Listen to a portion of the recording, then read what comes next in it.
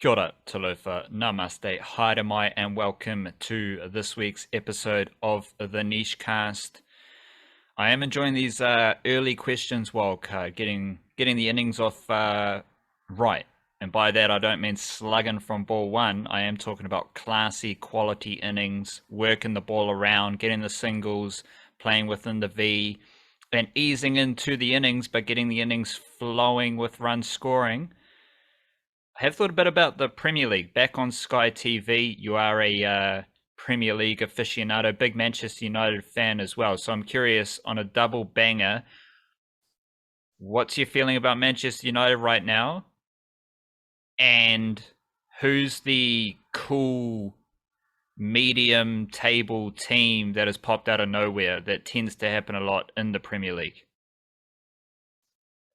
Yeah, the feeling on Manchester United is that when you've got a new coach who wants to significantly change the style of play from what's been going on in the past, like effectively add like patterns of attack to a team that did not have any patterns of attack previously. It was just up to like dudes to get the ball and do cool stuff and make it up as they go along. Um, that takes time, and one preseason probably isn't enough. And you need to get a few transfers in, ideally guys who have worked with the manager before or someone similar to the manager and can like help bridge that gap. So I think patience is an important word. It's not something you get with a lot of big clubs, but every time Manchester United do anything slightly negative, it's an absolute crisis, and you got bloody like ex-Liverpool players on the punditry saying this is a new low for the club. This is a new low. They won't recover from this. It's like, well, give them time. At least they've got an actual manager now. At least they've signed a couple, like a defensive midfielder and a few things. So relatively positive, but I think tempered expectations. As for the I don't know, the critical darlings of the Premier League this season. Great start so far by one of the teams that actually beat Manchester United earlier on. Brighton and Hove Albion, I think, are a fun team to watch under Graham Potter. They got a lot of like silky, interesting players. Like good, they play really good football. They have in recent times. I mean, they cash in. Like teams recognize that this is a good team, and they sign good players that no one else has noticed, and then just sell like old Cucurella mate to Chelsea for like $1 billion, and there you go. That's your transfer work for the rest of the season funded. Then sell a couple more guys and make even more money, and then sign guys for a quarter of that price who are just as good because their scouting's real sharp. Also, a former club of Chris Wood, and I was thinking, looking through the table, wondering if Chris Wood gets to the point in January, like Callum Wilson comes back fit or whatever, and then maybe he's not really getting any minutes. It's not something that would happen now before the transfer window, which ends like tomorrow. But if he did get to the point where he realized, like just through December, only playing like 1 or 2 minutes off the bench when he's even getting a game, if that comes to pass, what other teams in the Premier League might be interested in the second half loan signing? And I was looking at them thinking, what's the best possible, like the strongest club that might feasibly consider a Chris Wood signing on loan? I think Brighton might be that team. I think he's played for them before, which is nice. I doubt anyone's left from when he was there last time, but maybe. But they are a team that just sold Neil Maupay to Everton, and Danny Welbeck's their top striker. He's notoriously injury prone. Chris Wood could come in and do a similar kind of job. I think they're the strongest possible team he could get a loan deal to later on in the season, should that come to pass. And they're just a fun team in general. A lot of these teams in football, it's like they either ascend due to some super rich owner who just spends money everywhere and like bolsters the team, Newcastle, yeah. or is it there's other clubs that seem to go more towards scouting and player development and brewing from within? Is that like some of these teams we're looking at: Brighton, Leeds, Fulham, Southampton, are all in the top 8 of the Premier League right now, don't come out as like the big names. Are they more financial backing rises up the Premier League ladder, or are they more scouting and development and a bit more low key? Yeah, I would say those teams that you listed are all good examples, probably of like the scouting development kind of clever manager, a system that works in the Premier League and players that all buy into that system kind of thing, and signings that suit that kind of way of play, like all those yarns. I'd say those teams are all pretty good examples of, like, the first two that stuck in my head over the last 5 years were Brighton and Southampton. I think are the two standout teams. Oh, I should mention as well, Brighton's women's team re-signed Rebecca Stott for the upcoming WSL. So there's that point to make as well. Big Brighton fan right here. Big Yeah, Brighton there you fan go. right here now. This is good. But the other point to make is that even those types of the more, it's boutique's the wrong word, but we'll use it anyway. Like those types of boutique Premier League clubs, lower, like upper mid table, don't have the billionaire owner who's just pumping cash into it, but they make smart, like good scout. Those teams are also way richer than almost every other club in Europe. Like outside of the top, like Champions League level teams and most other things, a lower, like a relegation threat in Premier League team is outbidding a mid-table French or Spanish team for a player every day of the week, you know, and those are top leagues, let alone when you get to like, you know, Scandinavian leagues or like sort of your second, third tier type things. That's an important thing to know. Like they might not have the financial weight that the best Premier League clubs do, but by virtue of being in the Premier League, which has like $100 million TV rights deals in almost every country in the world, you know, they're still pretty rich. Like you're still pretty cashed up, even just being a relatively poor, like a poor team by relativity in the Premier League. You still got money to buy pretty much anyone you want from overseas leagues. You're not really struggling there. But that does suggest a fairly even, like, playing field, because every team in the Premier League gets that broadcasting money, as opposed to other leagues around the world where two or three clubs get the bulk of the broadcasting money for like a variety of reasons. So at least a lot of like the Premier League, these clubs all start on a fairly even playing field. Of course, it's not an even playing field given the ownership values and stuff like that. So then it's, what is Brighton doing differently compared to some other club? Let me scroll down the ladder to the other end. What is Brighton doing differently to Everton or Bournemouth, and so on and so forth? Yeah. This is the Niche Cast, and we are here for Aotearoa Sport. That was just a good little freestyle korero to start the podcast off. We cover Aotearoa Sport to the best of our abilities. Definitely more of the Brighton and Hove Albion style, developing from within, scouting, just grassroots mahi. And the Niche Cage menu. It is a Monday email banger. Tuesday Patreon podcast and a variety show podcast. They are found everywhere. We're here on a Thursday, so every Thursday evening you can expect a Niche Cast podcast. And tomorrow's Friday, so that means there will be another email newsletter dispatch coming out via Substack, thenichecage.substack.com. Sign up to that. Always good yarns, in depth about current events with Aotearoa Sport, as well as our website, the Niche-Cage, where we cover all sorts of Aotearoa Sport. And it's just a good place to read about Aotearoa Sport. If you can't read, there's lots of podcasts for you to enjoy as well. And of course, big up to all the Patreon whānau, patreon.com/our Niche Cage. There is that podcast on the Patreon feed from earlier in the week where we discussed wildcard Colin de Grandhomme entering the Big Bash League draft, and had to do a couple of like redos. So we talked about on the Patreon podcast how I wrote a couple of paragraphs about Colin de Grandhomme sneaking into the Big Bash draft, and my draft about that draft got a bit iffy, because I was like, surely Colin de Grandhomme doesn't sneak into a BBL draft without New Zealand cricket knowing. Like, that's not going to happen. Of course, that's exactly what happened. So I had to delete those paragraphs. And then in preparation for the show, I was like, we can follow up about CDG. Like, how are you feeling a couple of days removed? Had to redo that one because I checked the news and CDG had retired. Colin de Grandhomme has retired as a Blackcaps cricketer to take up these T20 opportunities. And this is so underwhelming, it's not even funny, I reckon. It's a whole lot of meh. And it's a bit of meh from a variety of angles, and I can see how a lot of people are stressed about like what this means for Blackcaps contracts moving forward. Is there going to be a mass exodus? Well, Trent Boult's one of the greatest cricketers from Aotearoa there's ever been,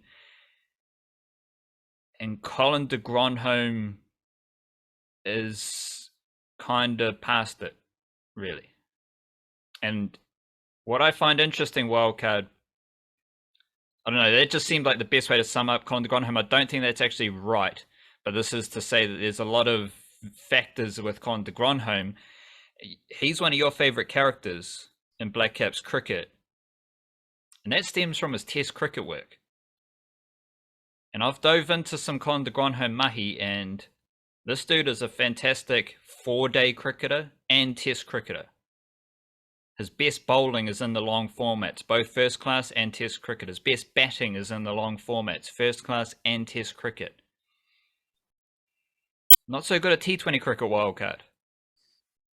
So here we have someone who is apparently 36 years old, not among Aotearoa's best T20 cricketers, who is retiring from Blackcaps, and he only really played Test cricket. He didn't really play many ODIs or T20 internationals in recent years. He's stepping away from his best format to take up more opportunities in his worst format.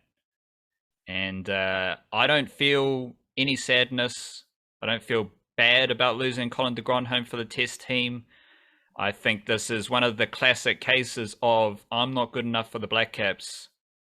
Now's my time to go for the T20 leagues. And that has been the case for a long time. Like that's not a new situation where a guy has low-key been surpassed in the Blackcaps rankings for whatever team, and then they move on to the T20 league. So how are you feeling about it does feel, as I'm saying it does feel quite sizzly. It does feel like some bacon in a hot fry pan just sizzling away with hot take juices. What says you?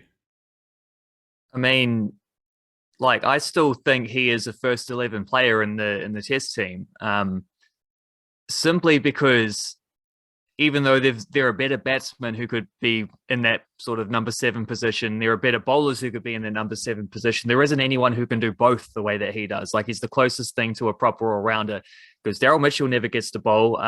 Mitchell Santner's dropped out of that thing because Ajaz Patel has just been a better Test match bowler, which is how it should work. Kyle Jamieson isn't a number 7 batsman. Like, there's no one. I mean, Jimmy Neesham isn't a Test player or hasn't been anywhere close to that for 6 or 7 years. Like, there's no one else who can quite string things together in the way that he does in that role. But it's not just about his ability; it's also about his injuries, and he's missed a lot of games due to injuries. And he got injured on the England tour recently, and like, in as much as his line of thinking, I think that's probably been a major factor, is feeling like, well, I'm struggling to play consistent Test matches anyway, and it's the only format that I'm playing. The one thing I'm not sure about with this, which I would like answered, and I don't think I'll ever get it answered, is the question, was he going to be picked for the Pakistan tour that's in December? Because if he was told, no, we, like, conditions being what they are, we want to pick a second spinner, should be really funny given they normally don't even pick one. But if that's the case, even though Colin de Grandhomme could be perfectly reasonable, he could operate. In fact, he kind of does operate as the spinner in that Test team anyway. That's kind of been his role, operating as a spinner in a Daniel Vettori kind of like shut down the run rate, bowling slow and wicket to wicket and hard to take. Oh, he's not like, Vettori could work out a few more ideas of how to get a batter out, whereas de Grandhomme's waiting for a mistake, but de Grandhomme can reliably just like hit his length, nip the ball away ever so slightly, and if that mistake does come, well, there's his like 1 for 25 of 15 overs or whatever that he might be aiming for in an innings. Like, that's, yeah, he could do a job in Pakistan, no doubt, and his counter-attack and batting in the middle order would also be quite handy. But I also understand why he might not have been picked in that series. And if that's the case, and he was sort of told that, and maybe they haven't even got around to thinking about this because it's not for a couple of months anyway, but it is their next test series, so there would have at least been some idea of what's coming down the line. If he was told, yeah, maybe we're not necessarily gonna either not gonna pick you or just we're thinking you might not be first 11 on that tour, then I fully understand why he would be like, well, clock's ticking. Like I don't necessarily trust they'll be fit to play a full summer of stuff back home stuff. So I mean, money's there to be made. I don't blame him in that scenario. If it's not the case and he was going to be picked and he was going to be playing, then it's a little more of a frisky situation. But still, I can see, like, because of the injuries as much as anything, that does compromise his position. And the more time you miss, the more other guys have got an opportunity to step up and play in your absence. And like, I mean, his best days probably are behind him for that reason. But at the same time, like, he still has access to those best days now and then. We saw that last summer, there's 100 against South Africa. But I did, when you were saying like how this is kind of a typical timing for someone to be stepping away, like 36 years old, dropped out of 2 teams on the fringes of maybe dropping out of the 3rd team. It just felt like Colin Munro to me. Like, yes, he's good enough to play, but for whatever reason, maybe he's not going to. In which case, well, let's get out in front of this and just get on that T20 tour. Like, Colin Munro hasn't taken a backward step there. He's scored consistent runs in a whole bunch of different conditions. He's playing in various leagues all over the world. He seems to be having a pretty good time of it. So Colin de Grandhomme can have some similar kind of effect, maybe on a lesser scale. He's not going to be popping up at all the T20 leagues. Still, by the sounds of it, we'll play some Northern District stuff, which is cool. But Big Bash is a nice start for that. It's a good opportunity, and I can understand it from all sides. And it does feel like if he didn't retire now, he'd probably have retired at the end of the summer. So it's just kind of like advancing the timeline by a short distance. It's not that much. He was physically, as much as anything, starting to struggle to put like regular test matches together. And yeah, it just feels like the same thing as Colin Munro. Do they have a use to the Blackcaps? Yeah, but so do other guys. And there are these other opportunities that won't last forever. So, it's sometimes these decisions just get forced. Your hand gets forced a little bit, and this is maybe that. But I understand it. I'm just sympathetic to all parties. There's a major difference. Colin Munro is a genuinely fantastic T20 cricketer.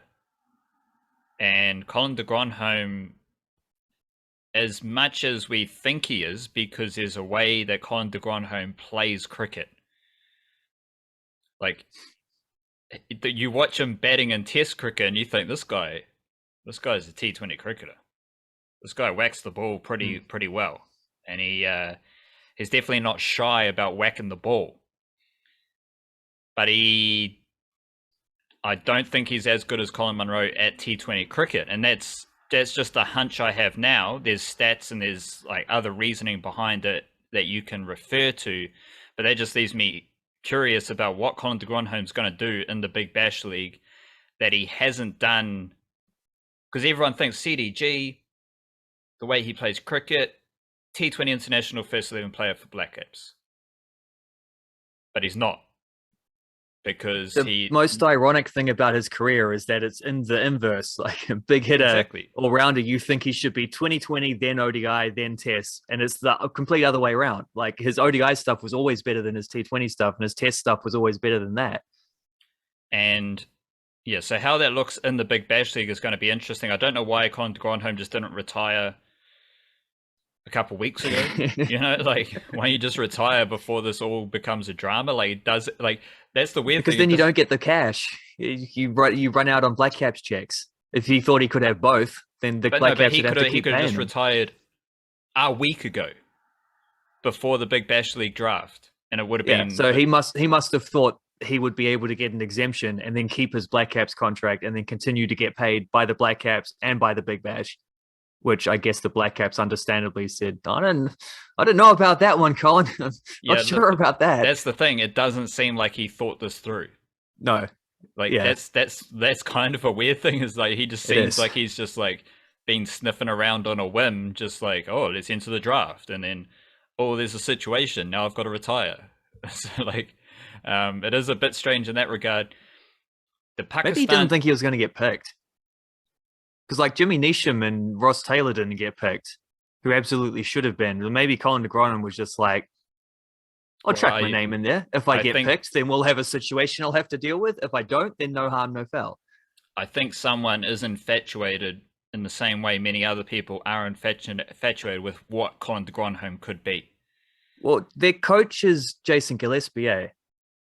So would he have had anything? Because he's done a lot of coaching and county stuff. Would he have had anything to do with de Grandhomme and various other leagues? He's seen He him might work a have. cricket ball like everyone else. Like, Yeah, he's got a TV, so it's so obvious that Colin de Grandhomme should be good at T20 cricket, but he's not one of the best T20 cricketers in the world, and I think that's what infatuates people. Mm. So if you hear Colin de Grandhomme's available for a T20 competition, of course you're going to sign him, because what does he do? He bangs boundaries. But he kind of doesn't. And it's an interesting little paradigm. Quickly on the Pakistan series, not official. It's not in the schedule anywhere. It's been alluded to that it's going to happen. It was announced, wasn't it? Because I remember Ramiz Raja with a bunch of really like self-congratulatory quotes about how Pakistan have won this battle, and vague tours to Pakistan have been announced, but there's nothing in the schedule. Like, you're not going to find it on the ESPN schedules, and you're not going to find it on the New Zealand cricket schedules, which is where I've looked. So interesting. Tours to rectify the situation with Pakistan have been announced, but there's nothing locked in, which, yeah, of course, like they'll probably just go to Pakistan and play cricket there, but it's just nothing is official on schedules, whereas the England tour to New Zealand, the Sri Lankan test tour to New Zealand, they are both locked in for late this summer. And there is, again, I think people can fall in love with the job Colin de Grandhomme does. What's if it was Colin de Munro? Colin de Munro. Colin de Grandhomme. Colin de Mundgrom. No. That's a bit weird. Yeah. Doesn't quite fit. I think people can be infatuated by what Colin de Grandhomme can do in Test cricket as well. Like, everything is very nice, and like his bowling is pure Test cricket New Zealand bowling. If someone was like, "Can you describe a New Zealand Test seamer?" I'll be like, "Watch Colin de Grandhomme. He bowls 125 Ks outswing. That's what New Zealand Test bowling is all about." But I think moving forward, of course, the Pakistan series, you're looking more to spin bowlers. You got Michael Bracewell, Mitchell Santner, Ajaz Patel are probably leading that charge for Test selection. Probably going to get the nod ahead of Colin de Grandhomme. And even for a Test series in New Zealand, you're thinking about squeezing, well, the Blackcaps, putting myself in their shoes, they're trying to get Michael Bracewell into teams. So that's a factor for them. And you got to try to get Kyle Jamieson back in the team. Daryl Mitchell hasn't been used as a bowler, but I think there might be some development steps for Daryl Mitchell as a Test bowler. So I think moving forward, as good as he's been in the longer formats, I think there was some sort of writing on the wall situation for Colin de Grandhomme, which just makes the situation even weirder, because if the writing was on the wall, surely you get ahead of this whole situation and be like, I'm going to retire before I actually cause a kerfuffle. Instead, you cause the kerfuffle, then you retire. Which, like, if you get into the meeting, it's like Colin de Grandhomme meets with New Zealand Cricket and the Players Association. They're like, what's our best course of action here? We've got the situation. We've got a couple of options available. Colin de Grandhomme said, I'll just retire. Problem solved. It's all a bit strange, but... And then New Zealand Cricket say, could you speak up, Colin? We can't quite hear you. I was not happy with your haircut regulations. Yeah. My mullet is going to be on the collar. My hair will never be off the collar, and I will always have a mullet. Respect to Colin de Grandhomme, fantastic, fun cricketer, fantastic, fun domestic cricketer to watch in the Aotearoa summers. Curious to see how he goes in the Big Bash League.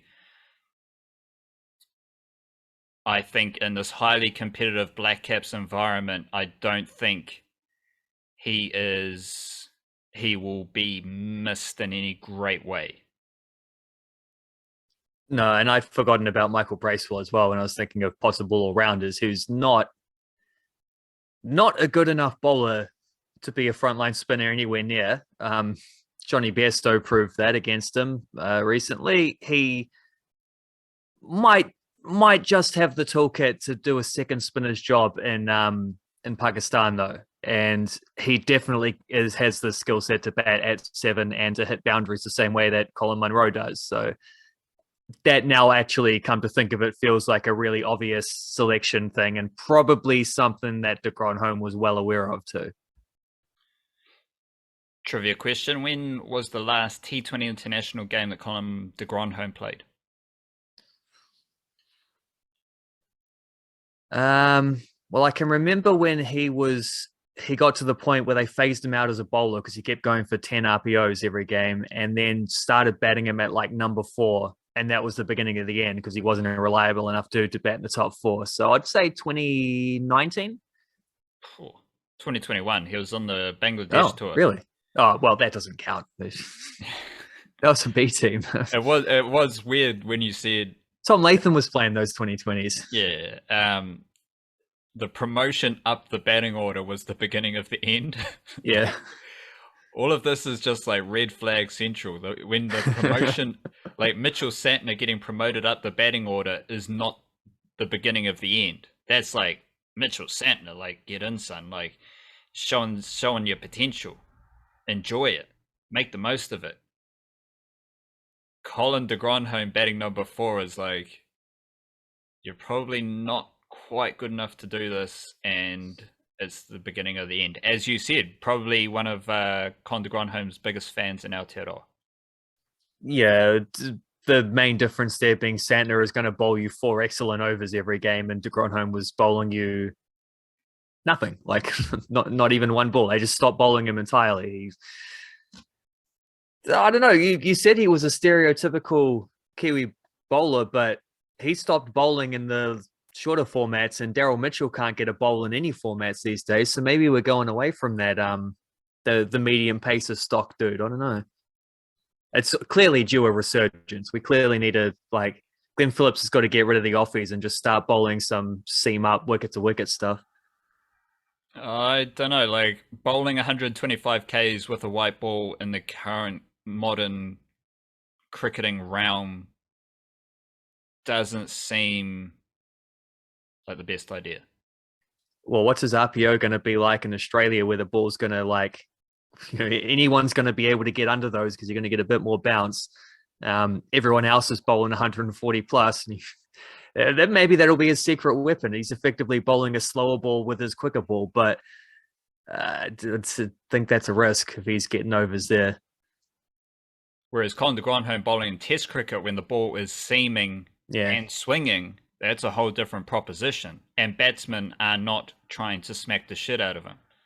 And you got Trent Bolt bowling, swinging the ball all over the show at the other end, or Tim Southey or Neil Wagner or whoever. Like he's such a good partnership bowler because he could do that same, like Mitchell Santner does it really well in the 2020s and stuff because he's so hard to hit. You attack all out from the other end because dudes are going to have to be looser because the scoreboard pressure is gone.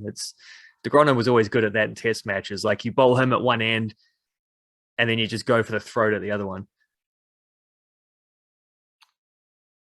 Let's slide into Wellington Phoenix. They lost their Aussie Cup game against MacArthur, I believe, last night. And we're still a wee way out from the A-League proper season beginning.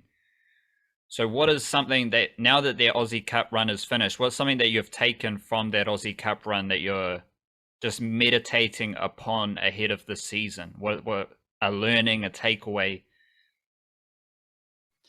Despite the loss, which was a little bit of a frustrating game because they just struggled to get control of it and allowed MacArthur, who have an absolutely stacked forward line, coached by Dwight York now as well, which is funky. Dwight York, former Sydney FC teammate of Ufuk Talai. So notice those two having a bit of a chat before the game. It's disappointing because they had a, they're on a bit of a run there, and they could have beaten MacArthur on a better day when they were a little more clinical, or just, I don't know, it felt like their midfield really let them down. And when Ugarkovic is available to play alongside Clayton Lewis in that midfield, it's going to look very different. And that's going to be a team that is able to actually like put a foot on the ball, slow things down, control the tempo, dictate the game a little bit more. And they've got a lot of guys up front who, because they've filled out their import quota for the first time in 3 or 4 years, probably.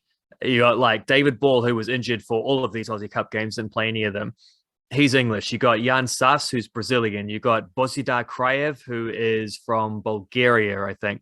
And you've got the new fella, who, again, only just signed the other day, so wasn't involved there. Oscar Zavada, I can't remember how to spell his name now.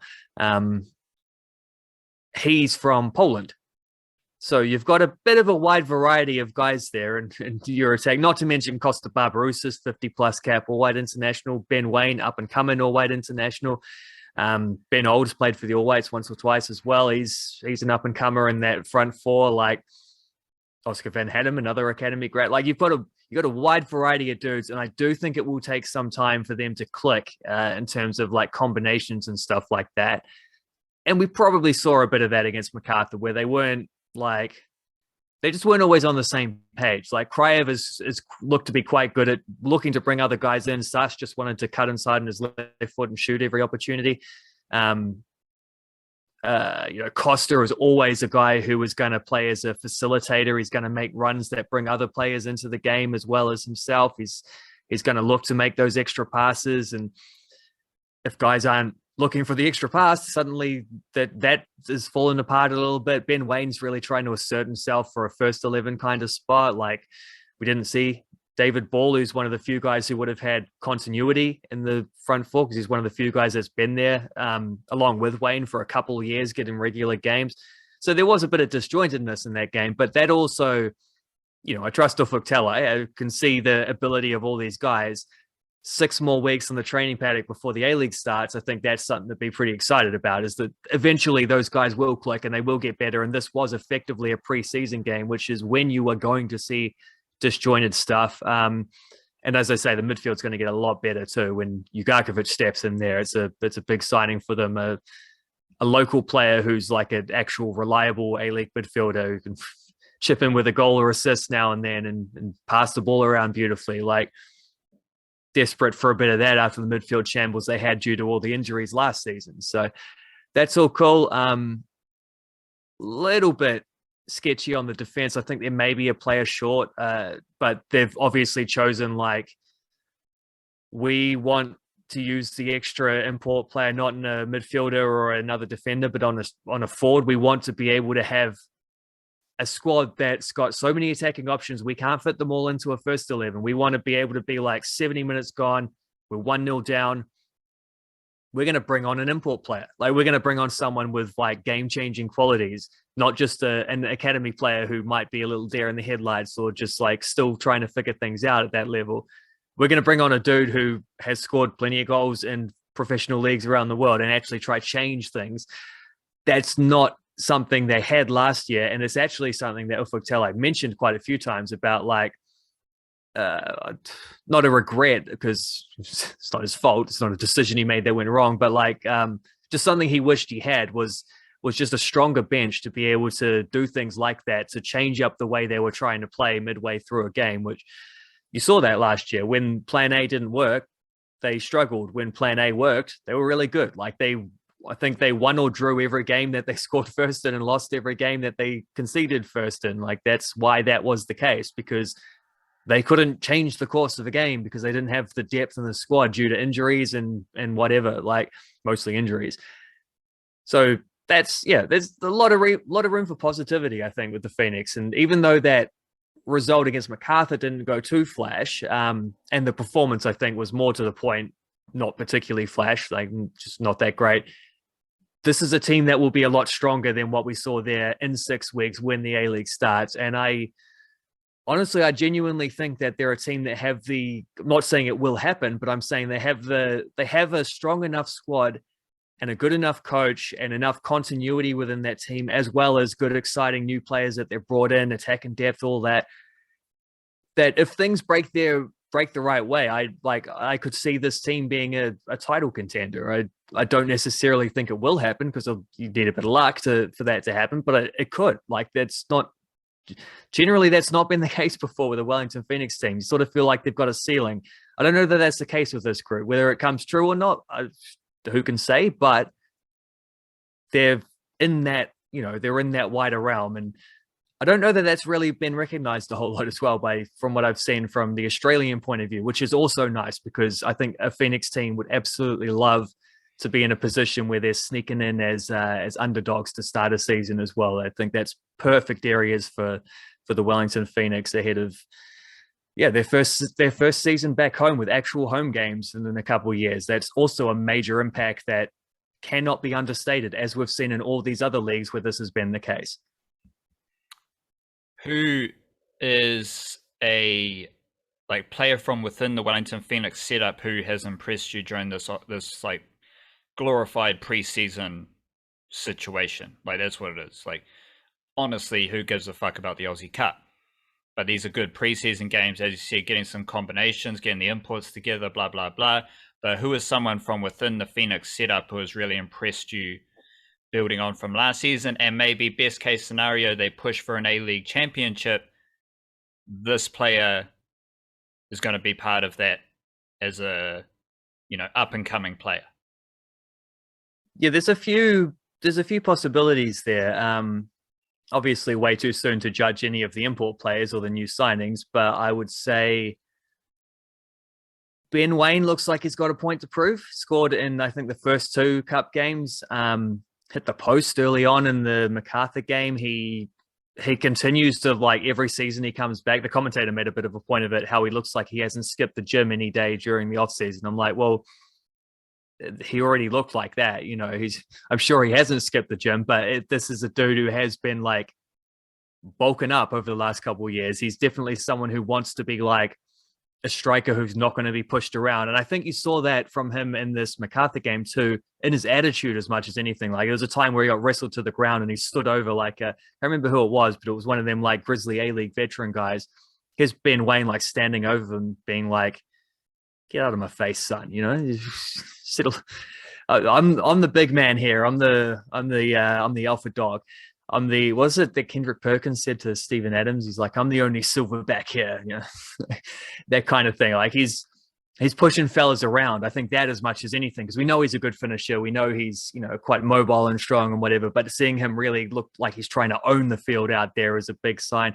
And I think similar things for Ben Old, who is another one who's not going to be starting too many games when everyone's fit and available, but could very well be a key attacking depth option. And he looks a lot more confident. Like he's taken guys on. He looks like he's had that sort of settler season at this level, and now he feels like he belongs. And just that confidence makes a big difference. I see hints of that in Callan Elliott as well, and hopefully Sam Sutton, who's a little more quiet in the MacArthur game. Hopefully he gets similar. Step forward in his development. There's plenty of candidates for that kind of role, but I might, if I had to single one out, I might go with Ben Wayne just because I feel like his upside a few years further progressed in his career, his upside's a little higher. Continuing with the soccer football thread here, Wildcard, the football Ferns. They are playing games over the next couple of days. They got a game against Mexico this weekend. Another game against Philippines. Seen a bit of Filipino versus Aotearoa action recently. Basketball, they played a game against Philippines, and now we've got a football game against the Philippines. Shout out the Philippines sport. Although I do remember that scrap against Australia is one of just a That's weird right. sporting situation. But shout out Philippines. Football Ferns, first game is against Mexico, and then they do play Philippines. How are you feeling about this mini series for the Football Ferns? We've talked about it before. Slightly easier games than what they usually get, which is exciting, especially for Kiwi football fans who get to see, hopefully, the Football Ferns, bit of razzle dazzle, bit of funk, bit of fun footy, as opposed to absorbing pressure against the best teams in the world and trying to compete. Don't have a specific entry question here, Wildcard. I'll leave it up to you. Just the Football Ferns. What are some of the most important ideas you're thinking about with the Football Ferns amongst this bigger picture? Football World Cup in Aotearoa, that is what we're building towards. We've kind of been on this journey, if I might go down this tangent. We've been on this journey with the Football Ferns, a lot of games against really high quality opposition. Now they're coming into this little pocket against slightly weaker teams, better matchups, and hopefully that starts to build some confidence ahead of the World Cup. Yeah, it's yeah, that's really been like the theme of the journey, is not just in this like cycle, but the last decade of Football Fern stuff. It's like, here's a good solid team, top 40 in the world probably. I know they're ranked higher than that, but realistically they're probably top 40, somewhere in that range. And they keep playing teams in the top 15, which is like, it's cool. They're good fixtures, better to play something than nothing, but like, you're really not going to learn anything significant from being thrashed by America 5-0 for the like fifth time in 10 years, like it's not that helpful. But that's why this series here is really quite important, I think. Low-key more important than probably any of the ones they've had so far under Jika Kumblova, which is because Mexico are a beatable team. Saturday, 11 a.m. That's a potentially winnable game. They've got an interim coaching staff. I think it's a coaching duo interim at the moment, because they sacked their previous coach because they failed to qualify for the World Cup in Australia and Aotearoa next year. So Mexico aren't in the best place at the moment. They've got a strong team at their best.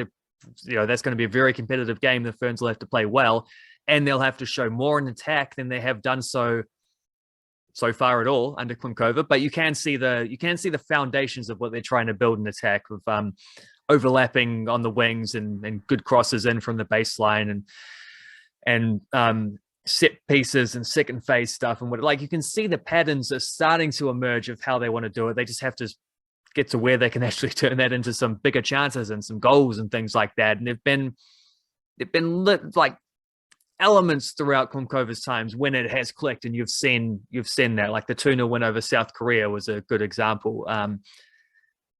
Hopefully that is to date. That was last November. That's their most recent win. Hopefully they can maybe get a win against Mexico. Also, Philippines are even more beatable. They have actually qualified for the next World Cup, coached by Alan Stajic as well, a former Australia coach. So that's a funky one. The funny thing about that is the Aussie football team are called the Matildas, and the Filipino team is known as the Malditas, which is, I think, the same word, just with a couple letters swapped around. But Malditas, I can't remember what it means. It's like feisty ladies or something like that, which is clearly a better nickname than Matildas. So fair play. Probably a better nickname than Football Ferns as well, let's be honest. But that's a winnable game. Like that's also a game in which the Football Ferns can, play to their potential. Then there's something like there's an actual reward on the line. They might score some goals. They might win the game. That's been a rarity for them, and it's the kind of thing that they need to stop being a rarity, especially when they play these kinds of games, because you don't expect them to be able to beat England, or they actually did beat England last time they played them, but you don't expect them to be able to beat England or America or whoever. But you do hope that they can cash in when they do play teams of or around their level, and this is what that is. Like these are two teams that are in that realm of play well, win the game. And so there are lots of other little things. Like there's a really funky goalkeeping duel with 3 potential number ones in this squad. There's number of players. I think in the midfield is quite interesting as well, because before the World Cup happens, you're likely to have, Katie Bowen will be back, and Rhea Percival will hopefully be back. And It's Rebecca Stoddle will be back. Not everyone's going to get picked for a 23-player World Cup squad. It's centre backs as well as another area where there's a lot on the line where you've got to sort of prove your point. If you want to be in that 23-woman squad, like you better start delivering the performances on the training paddock and especially in games. Like there are going to be some very good players who miss out on that, and it is that once in a lifetime kind of opportunity to play a home World Cup. Like that's a big factor for a lot of players, but it's the team thing that's the main focus here. Is like, here is an opportunity to where if they're going to have the room to be able to play good possession type football and create a few chances, they're going to have opportunities to score some goals. And if they do those things, they're going to have opportunities to win potentially a couple games, at least one of these games, and that's a big deal for the football Ferns. And that's got to be the overwhelming focus, is like, let's get some wins on the board, Many NRL teams are hoping for wins World Cup.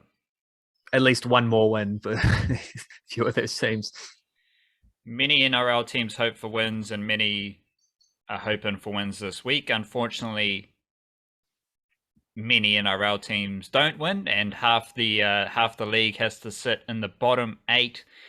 And that is where we are going to focus our Rugby League Kiwi-NRL discussion this week. I'd say loosely revolving around the bottom 8, because there are a few tweaks to this situation.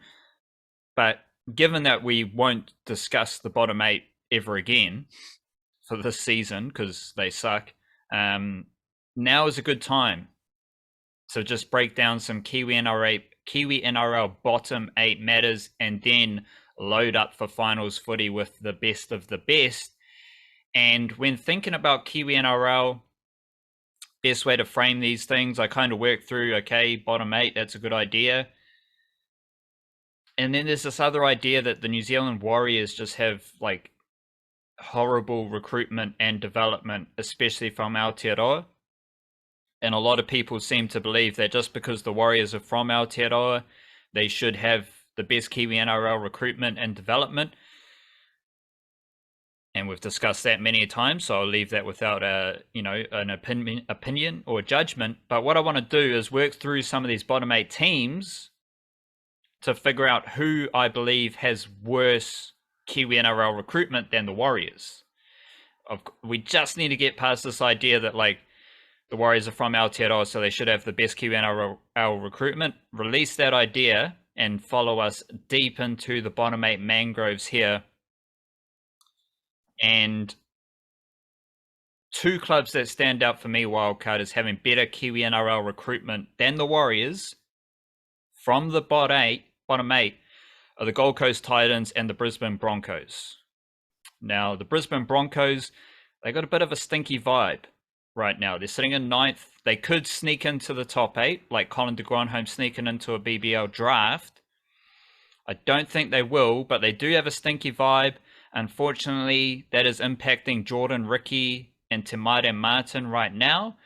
But the Broncos, discussed this many times, they have perhaps the best, like among the best Kiwi-NRL recruitment of elite prospects from Aotearoa, guys like Dean Mariner, Xavier Willison, the Fa'atili brothers at a lower level as well. And I really like what the Broncos are doing with younger Kiwi-NRL players. So they are definitely better than the Warriors, just as far as elite talent from Aotearoa goes. Titans have, they struggled to win with a lot of Kiwi-NRL players, but they have decent Kiwi-NRL numbers in the NRL team. And I have talked a lot about how the Gold Coast Titans are doing a lot of hard grafting work with Kiwi-NRL juniors. And they are building a fairly comprehensive Kiwi-NRL player base below the Gold Coast Titans NRL team. So you're talking Tweed Heads, Burleigh Bears. Those teams have a lot of Kiwi-NRL players who the Titans have recruited from Aotearoa. So I've got the Broncos and Titans as the only bottom 8 teams ahead of the Warriors in terms of Kiwi-NRL recruitment. Any thoughts on that little pocket there, Wildcard? I mean, the number one thought that I had was that there's still a possibility that the Broncos won't be a bottom 8 team, as you did allude to it. But the reason that's interesting to me is because the Broncos were in the top 8 last week, and then they got absolutely pumped in a big one, and then there's like an 80 points difference swap, and that's why the Raiders have gone ahead of. Who did the Raiders play this weekend? Do you know? Tigers. Okay, never mind. Raiders have got the Tigers, but somehow slip up. A day earlier on Saturday night, the Broncos would have to beat the St. George Illawarra Dragons. So I will be keeping a close eye on that one. And I will get to see Tamati Martin's last game for the Broncos, amongst other things. A couple of the Jordan Ricky is in the starting lineup, isn't he? So you'll probably see Jordan Ricky miss a few tackles. Like that is it is kind of what he does on the edge for the Broncos, which is a stink one. Raiders would also be ahead of the Warriors in the Kiwi-NRL recruitment rank. So they're interchangeable with the Broncos. Raiders do a fantastic job of getting rugby union talent. They do have guys like Sione Mawala, Jack Sanford, those type of characters in their junior system. Stanley Iongi is a hooker from Auckland as well. He's a fantastic talent. So I'd definitely put them interchangeable with the Broncos. You mentioned the Dragons, and I'm going to skip to the bottom of these Kiwi-NRL rankings. Last place, yep. Yeah. The Dragons are last place for everyone listening. They do have Navajo Doyle, who's a hooker from Auckland. He was playing in the under-21s team sporadically this season after starting an SG ball, so good little hooker development there, wildcard with the Dragons. Unfortunately, the Dragons, well, not unfortunately, it's just who they are, not the best Kiwi-NRL recruitment. So for Warriors fans, you can celebrate that the Dragons don't care about Aotearoa, so that's a good thing. With the Warriors specifically, might as well talk about the Warriors. What a lot of people might not be aware of is that the Redcliffe under-21s are third in the Queensland competition, and they are playing a finals game this weekend. They are facing the Townsville Blackhawks. Townsville, under-21s, little Kiwi-NRL education. They have Matua Robinson and Tyson Chase, both of whom are from Aotearoa in the Cowboys system. The Dolphins team has Warriors juniors Alile Atawa, Kepu twins are both in the team, Zion Mai'uu, Jacob Laban, Leighton Finau, and Dimitrik Sifakula. So I suspect you might see Taniela Otakulo make an appearance for Redcliffe under-21s if he can wiggle out of NRL duties, which you probably won't want to do because there's a nice little... Where is this Warriors game? Trying to find on my list. There it is. Otakulo not named in the NRL squad, so he might pop up for this finals game for Redcliffe, but assuming we can all get past this idea that the Warriors should have all Kiwi NRL talent because they're from Aotearoa, as if every other NRL club apart from the Dragons is not scouting NRL talent from Kiwi NRL talent from Aotearoa right now. If we can get past that idea and get into this Redcliffe team, under-21s, they are third in Queensland with 6 to 7, maybe 8 Warriors juniors playing nearly every single week. So that's a good sign. Let alone the Warriors do junior stuff in Aotearoa, in case you just assumed that they didn't. There's future Warriors games. I think there's actually another future Warriors selection game as a curtain raiser to their game this weekend against the Titans. So be interesting to see who lines up there. Below the Warriors, in my rankings here, I've got the Sea Eagles and Tigers in the next 2 spots below them. Tigers, we've talked a lot about their Kiwi NRL recruitment. First and foremost, we've also noted how they sign players from other NRL clubs. So you can only have good Kiwi NRL recruitment to a certain level if you're just signing them from other NRL clubs. You're not actually doing any Kiwi NRL recruitment. You're just signing someone from another club, and that club did all the scouting and like recruitment development. Like Chelsea signing Brighton players. Here you go, but the Tigers it all the way back to the start, yeah. The Tigers do have Kiwi NRL juniors that they have recruited from Aotearoa in their system, but they're a kind of losing outfit right now, which in combination with signing players from other clubs just is a bit iffy. Sea Eagles, you can attach whatever value you want to this, but what's the best way to say this? Most of the players who didn't play in that kerfuffle round with the Pride jersey, most of them were Kiwi NRL players.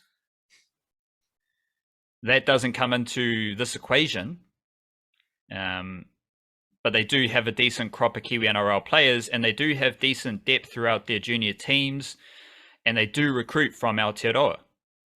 They recruit from other clubs. Morgan Harper signed from the Bulldogs. Josh Alawai signed from the Tigers. Toa Fafoa Sipley was signed from the Warriors.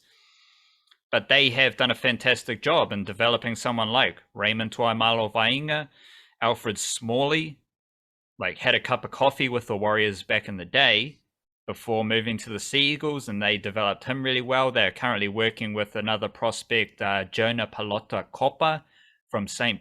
Paul's College in Auckland. And of course, they recruited Christian Tuipulotu from the Roosters.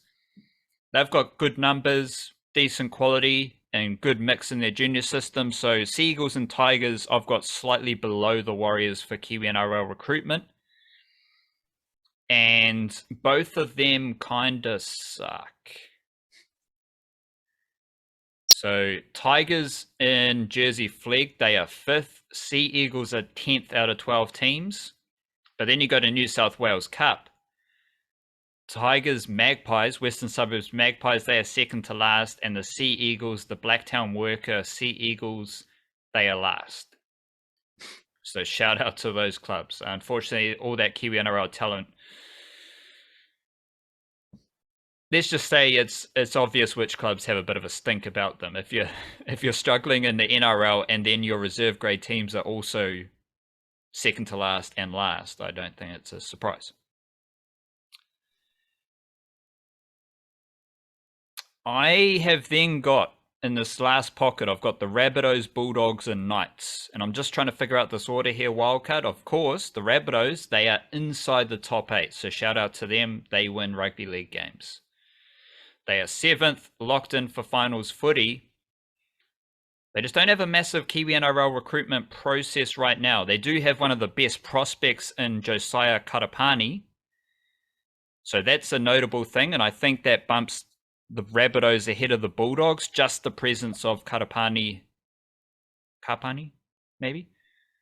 Forgotten his name already. He's been out of a few team lists for a few weeks. So he might be out injured. But shout out to him. Former Warriors SG ball player. Jackson Paulo's there, Saliva Havili's there, both of whom were recruited from other NRL clubs. Now I see Jackson Paulo signed to the Roosters. Not a massive Kiwi NRL presence in the junior Rabbitohs setup. They do have a high quality prospect, but the lack of numbers has them below the Sea Eagles and the Tigers. But I think I'm putting them ahead of the Bulldogs. So then you've got the Bulldogs and the Knights. Unfortunately for the Bulldogs, the fact that Kiwi NRL players leave the Bulldogs and get better is not, that's a knock against the Bulldogs.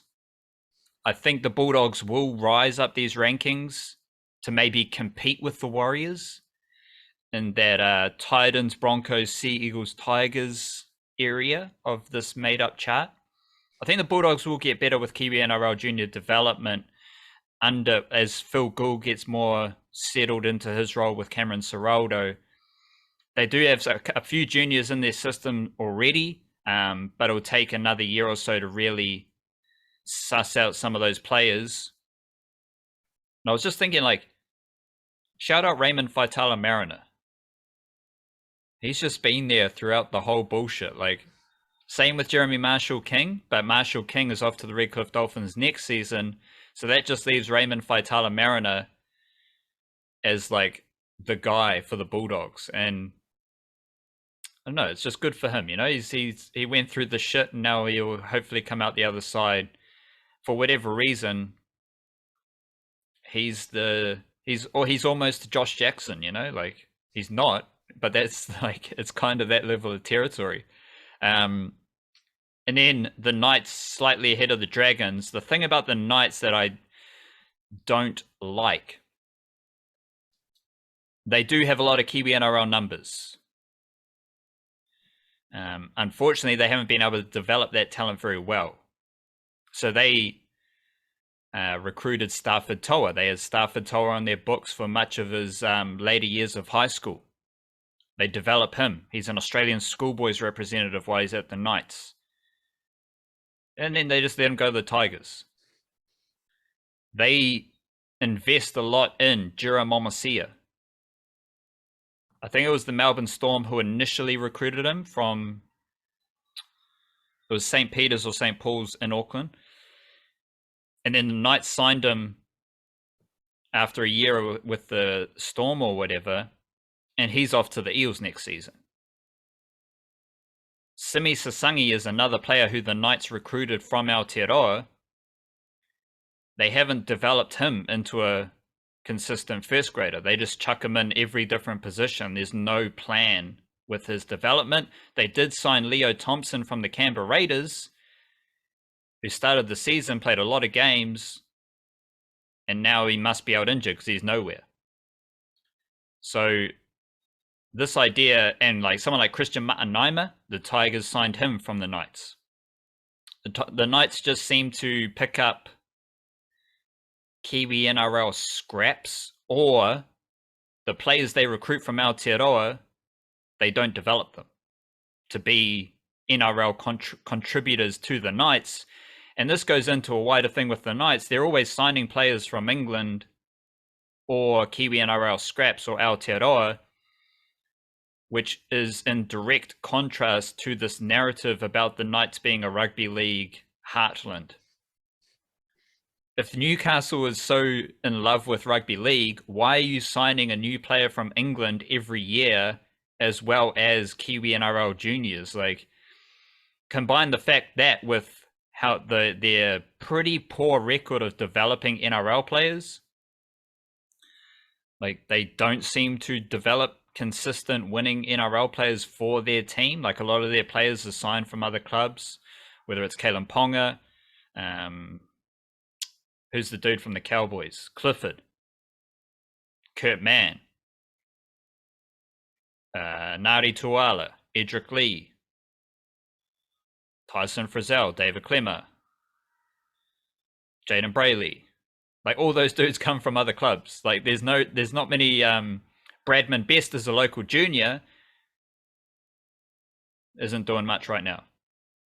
Like, their local juniors don't do much, but they sign the players from elsewhere. It's just a weird vibe. Like, they, in theory, everything I'm saying, they should be ahead of the Warriors because they do a lot of Kiwi NRL recruitment.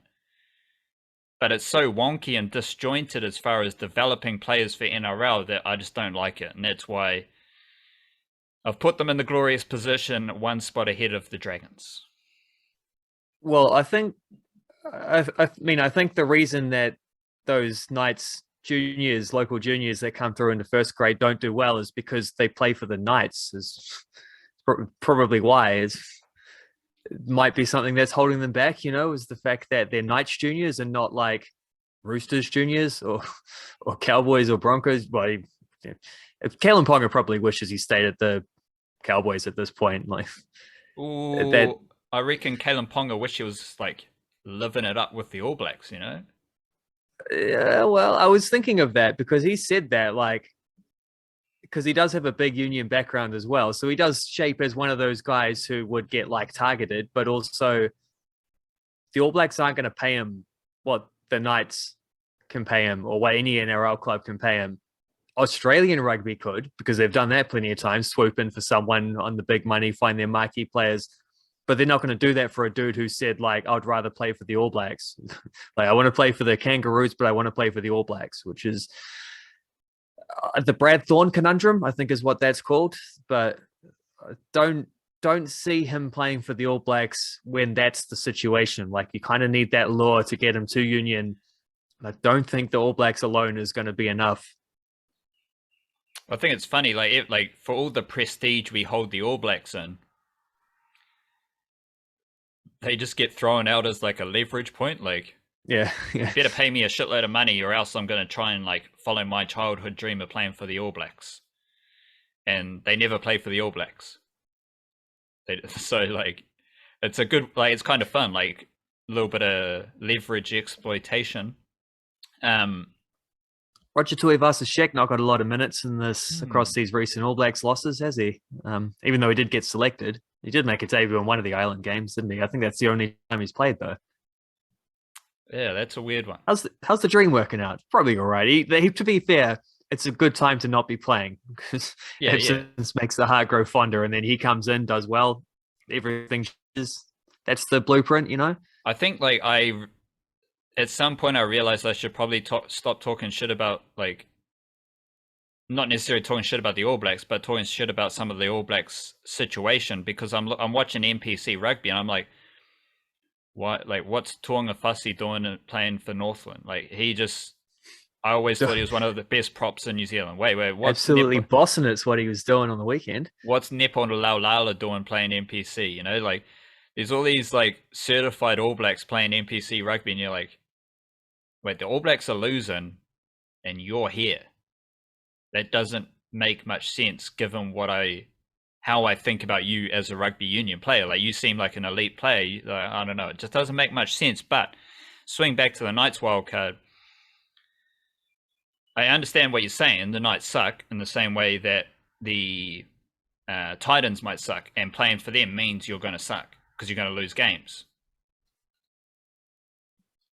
But the Knights, in theory, have some sort of junior area. Again, NRL mythology is catchment areas and your regional pocket.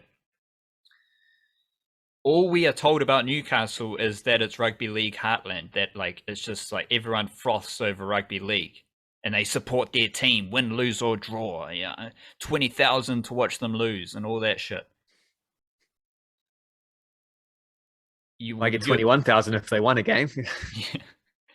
But like, there's no, oh, this guy is from our region and he is like a winning player. Like, whether you're winning games or not, you have winning traits and intangibles and stuff like that. No, they just sign English players.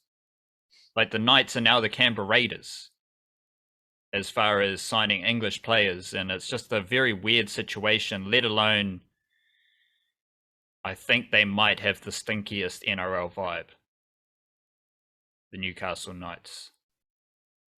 Possibly. And, like, I mean, because the Tigers and Bulldogs have at least laid out plans for how they're going to get out of what they're exactly. in. The Knights aren't in that point yet.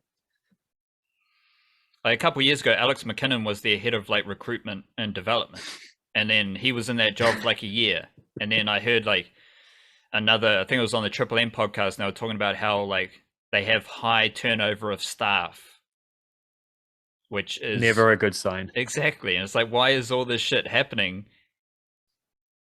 And well, it's obvious, like all this shit is happening, and you're losing, so obviously they're connected, right? Like, and you have issues developing talent. Like, all of this is intertwined and connected. Teams I've got better than the Warriors, this is pretty obvious. Panthers, Sharks, Cowboys, Eels, Roosters, Raiders, Storm. Like, they all are pretty obvious, I'd say. They either develop Kiwi-NRL talent among the best in the league, or they have high pedigree. Like, the Storm aren't necessarily the busiest junior Kiwi-NRL recruiters right now, but they do have high pedigree and a lot of history behind their mahi in recruiting Aotearoa talent. The Sharks are a up-and-comer in this department. They've got a couple juniors in their system from Aotearoa, as well as Kiwis in the NRL team. Cowboys are on the rise. Griffin Niami. I mentioned those Townsville players. Like, the Cowboys, Griffin Niami, for example, he came through the Cowboys New Zealand Academy. So there are a couple of these NRL teams who have New Zealand academies. The Cowboys are one. I think the Broncos are another one. The Roosters might be one. those three, based on what I know, are the leaders in that kind of New Zealand academy thing. And then you've got organizations like the Eels who just like develop talent. Marata Niukore, Dylan Brown, Isaiah Papali'i, Marata Niukore, they all get better. And yeah, any like, I don't know what else direction to head, Wildcat, if you've got any questions or queries. Well, the one thing I'll say about that idea about like catchment areas and local development is that is the one defense I would have of the Dragons' lack of Kiwi recruiting, is that they do actually bring through a lot of those like local junior types, and have consistently done. Even when they've been a bad team, they've at least been a bad team that has like reliable, cheap minutes from guys they've developed themselves who are getting through to first grade and sticking around, and many of them going, not all of them with the Dragons, but often, you know, if you're still developing players that go to other clubs and play regularly NRL, you're still doing something, right? That's maybe a reason why the Dragons don't dip into the Kiwi stock so much, is because they trust what they're doing on their own sort of backyard grassroots scale. They also do like to sign an English player here or there, though, so it's far from flawless. I think their problem is that they don't sign a lot of like no doubter, starting 13 type players from other clubs. Is maybe the thing that would take them to the next level, is if they could do that, like bring in that type of player. They haven't really done that since Ben Hunt, and they got him by paying big overs, which ended up being worth it. But that's not always the case when you do that, when you have to overpay to sign someone. But that's also a problem of being a bad team. There was a time where they had Patrick Herbert and Stephen Masters in their junior realms, and they were both junior Kiwis representatives as well. So they have had little pockets of nice Kiwi NRL recruitment and development. I think the one to, like, I've mentioned the Warriors and versus Bulldogs situation. That's going to be interesting given their connections. Phil Gould worked with the Warriors. 2 Panthers assistant coaches leaving the Panthers for NRL head coaching gigs at the Warriors and the Bulldogs. Like, that's an interesting comparison to think about over the next few months and then heading into next season. I think the Titans versus Warriors, there's a game this weekend, but I think that's another interesting comparison to ponder moving forward. Like, on a different day, I might have the Warriors ahead of the Titans.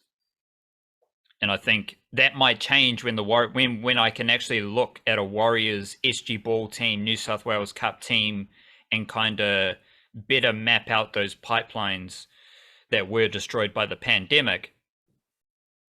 The Titans and the Warriors, like the Titans are doing a lot of work in recruiting juniors from Aotearoa and moving them over to the Gold Coast, because obviously it's quite attractive. Like, the whole family can move over, get put into jobs. You're living on the Gold Coast, that region, southeast Queensland.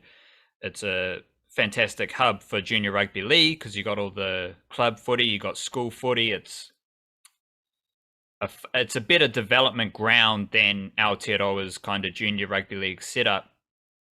But I am interested how that looks in the coming years between the Warriors and Titans, because all the junior talent that I'm talking about with the Titans, that's going to rise up to reserve grade in NRL, and that's going to coincide with the Warriors getting back to their system with an SG Ball team, New South Wales Cup team. So of these teams,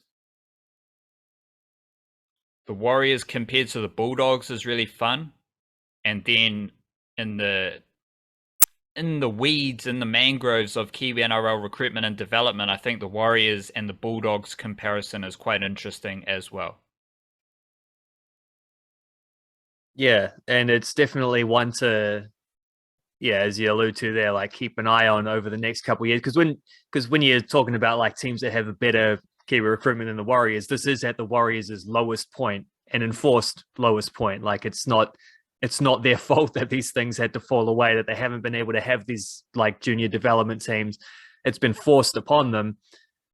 And as those things get built back up, I mean, sometimes even that's a blessing in disguise when you're sort of forced to like break it down and then build it back up. It might end up being something where they're like I don't know, they've found a fresh perspective on the way in which they develop players or something. Or maybe they're just like, we were doing all right and we lost it and now we've got it back. So that alone is enough. Like that will get better. Like there will be like 30 plus additional players getting junior football every week, pretty much, that are predominantly Kiwi players. Like that certainly helps. That certainly is very like that's just a massive handicap to not currently have. And they've done their best to work around it with like those little junior Warriors little tour games that they've played and the curtain raiser games and stuff like that. They've done what they can, but they've had their hands tied behind their back over the last couple of years in terms of their development as well. So that's something that will not be the case moving forward. Fingers crossed. Just to wrap up the Warriors angle, like I do want to reaffirm the Redcliffe under-21s team.